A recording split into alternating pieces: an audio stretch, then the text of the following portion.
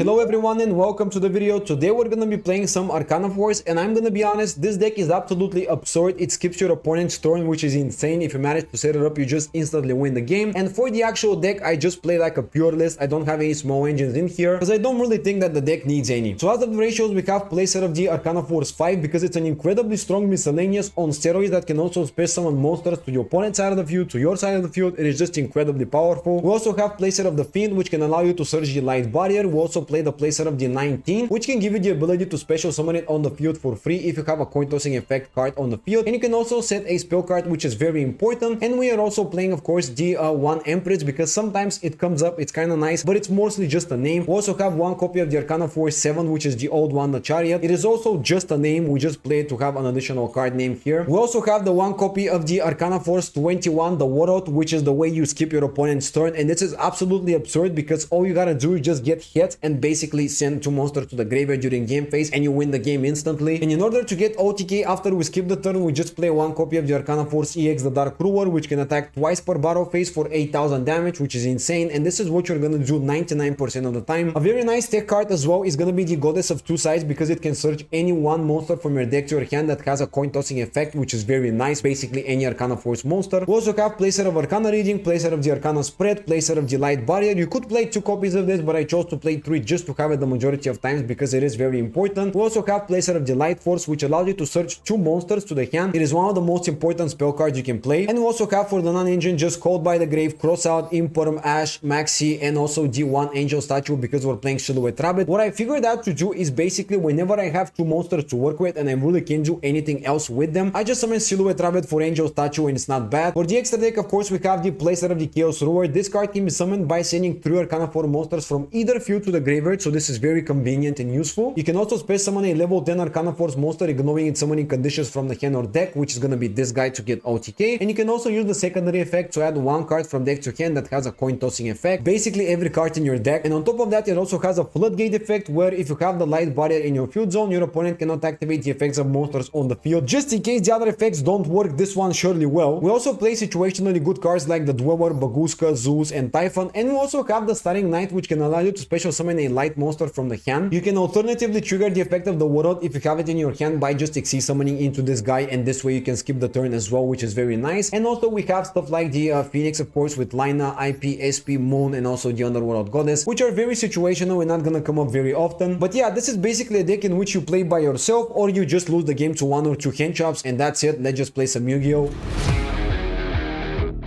If we start with Fiend and he ashes it, it's actually fine because we have Light Barrier. We might bait an interruption here, but never mind, we're not gonna do that. Imagine if you play against Mirror Match. Dude, imagine. That would be so funny. Let's start with the Light Barrier here just to manipulate the effects a little bit. We have a very hard time getting 3 monsters on the field, actually. I feel like this is gonna be a little bit of an issue, but let me just give it a go. I'm gonna go with the Arcana Force 5 here. Oh no, never mind. He's gonna ash that. Bro, he could have ashed the Fiend. Oh, come on, dude. He didn't take the bait and now he used it in the right way. Oh, man. I mean, listen, we already have just one card available, which is the Arcana Spread, and that's it. I guess we're gonna use it because we don't really have much of a choice. We're gonna summon a level 4 monster from the deck. Now, we can't really utilize a lot of cards here, but I guess we're gonna summon another copy of the Arcana Force 5. We can't really do much more than that. But it's not a hard once per turn, which is kind of nice, you know? I feel like he's gonna imperm me since there is something available, so I don't think I'm gonna resolve this again, which is gonna be a little sad. Okay, dude, that's just ridiculous. One cool thing we can do at least is go for Silhouette Rabbit or maybe like a Baguska, and he might have a third interruption in the hand.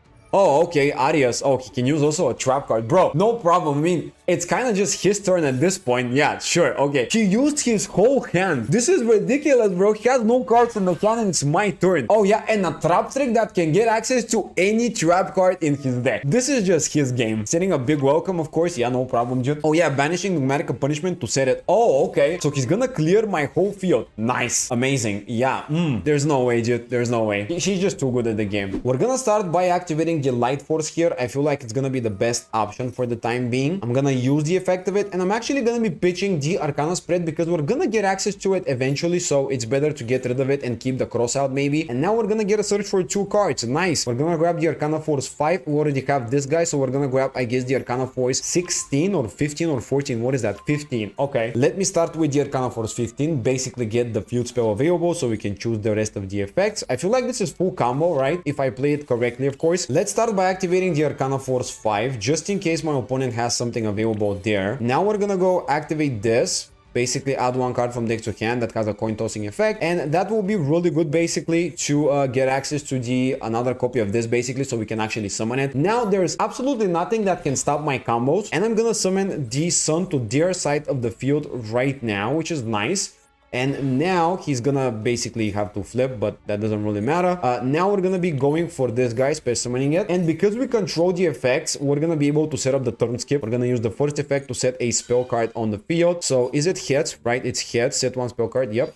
That's it. And now we're gonna set the monster reborn here, the Arcana spread. Now we're gonna be going for the fusion guy. All right, using all of these. Summon it right here. This is also gonna be an annoying floodgate effect, which is not bad. Now, what do we need to search actually? I'm not sure. I guess we can summon a monster, and I feel like this is gonna be very good because it's gonna get me access to the way to OTK afterwards. And now, this will also have a coin tossing effect. This card can make second attack during each battle phase, so we're gonna choose hits here, and that's very nice. And now, I'm gonna be activating the effect of the Arcana spread on the field, bringing back a monster from the graveyard. This is the standard combo that skips your opponent's turn. This is a very good one. Also, I don't think you need to even summon the Arcana Force EX, the Dark Ruler, but I just did it because I could, I guess. So we're gonna go hits. We're gonna now have to tribute 2 monsters. We're gonna set the cross out, I guess. Not that it really matters. And in the end phase, we're just gonna activate this effect. Send to the graveyard the sun as well as the fusion guy. And they just don't have a turn, so we just win the game again. Now we also get to use this, by the way, which I don't know what it does. If the result is tails, the effects are negated. Oh, okay. But it's still enough to win the game, you know. I think it can attack twice, even though it's not the first turn that it's summoned, right? Yeah, it can. Okay, that was it. We had access to more tools, but that was it. Dude,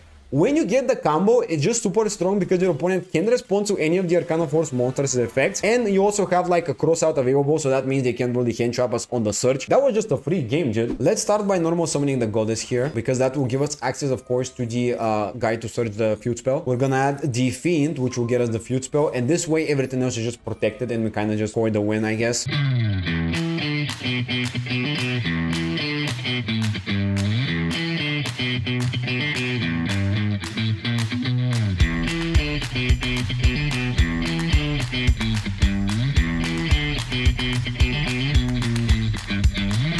Just in case, we're gonna go Arcana spread. We're gonna bring back a monster, so the opponent doesn't do anything here. But I mean, I guess I'm just gonna go for another copy of Sun. In case they survive, they're still gonna lose their turn, so it doesn't really matter. And then just proceed to the battle phase. The opponent has nothing. Woohoo! Feels so fun. Okay. That was it, bro. I'm not gonna play this deck anymore. Like, it's just boring at this point. I don't know what to tell you, bro. I mean, yeah, well, if you resolve, you win the game. Basically, the deck dies to any disruption at the right time. Nip, draw, bestial, crow. Basically, the list goes on. Yeah, it's true. I mean, listen, I agree with you that hand trap stop it. That is why you need to play cross out with as many hand traps as you can. And cross out is at 1 here, which is a little bit of an issue.